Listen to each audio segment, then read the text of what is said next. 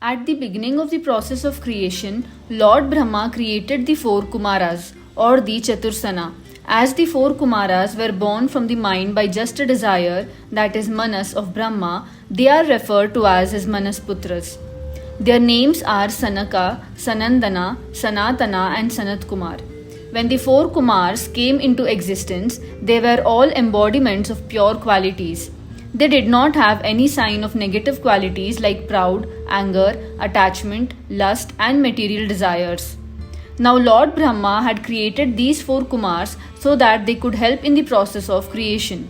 However, the Kumars refused his order to procreate and instead devoted themselves to God and celibacy, that is, the Brahmacharya. They requested their father for the boon of remaining 5 years old forever.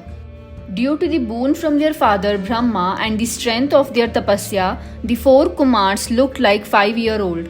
Jai and Vijay, the gatekeepers of the Vaikunta, stopped the Kumars at the gate, thinking them to be children.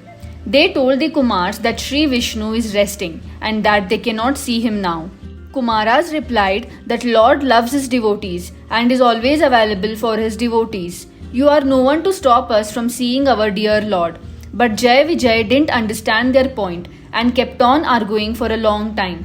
Though Kumaras are very pure and have no three gunas of Maya in them, that is the Sato, Rajo and Tamo, but by the plan of Lord to teach his gatekeepers a lesson, he circulated anger in pure hearts of Kumaras. The enraged Kumaras cursed both the Dwarpals, the gatekeepers Jai and Vijay, that they would have to give up their divinity and born as mortals on earth and live there.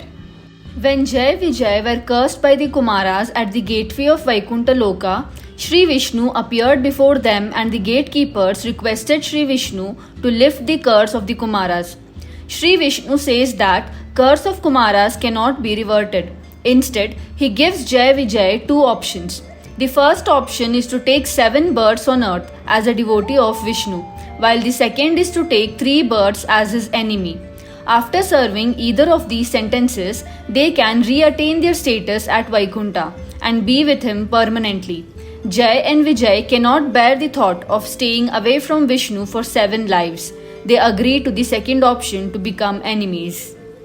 In the first birth as enemy to Sri Vishnu, Jai and Vijay were born as Hiranyaksh and Hiranyakashipu in Satyayug. Hiranyaksh was an Asura, the son of Diti and Kashyap Rishi. He was killed by Lord Vishnu after he took the earth to the bottom of what has been described as the cosmic ocean. Lord Vishnu assumed the avatar of a boar, that is Varaha, and dove into the ocean to lift the earth, in the process killing Hiranyaksh who was obstructing him. The battle lasted 1000 years. He had an elder brother named Hiranyakashipu who, after having undertaken penances which made him incredibly powerful and invincible unless several conditions were met, was later killed by Lord Narsimha, another incarnation of Sri Vishnu.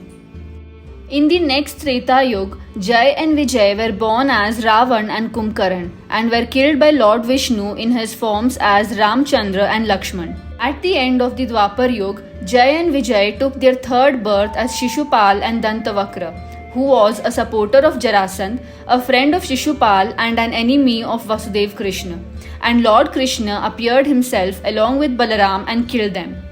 Therefore, 2 attendants of the Lord in Vaikunta named Jai and Vijay became Hiranyakashipu and Hiranyaksh in Satyayug, Ravan and Kumbhakarna in the Treta Yuga, and Shishupal and Dantavakra at the end of Dwapar Yuga. Because of their fruitive acts, Jai and Vijay agreed to become the Lord's enemies, and when killed in that mentality, they attained salvation. Thank you for watching the video. Please subscribe to our channel for more such content.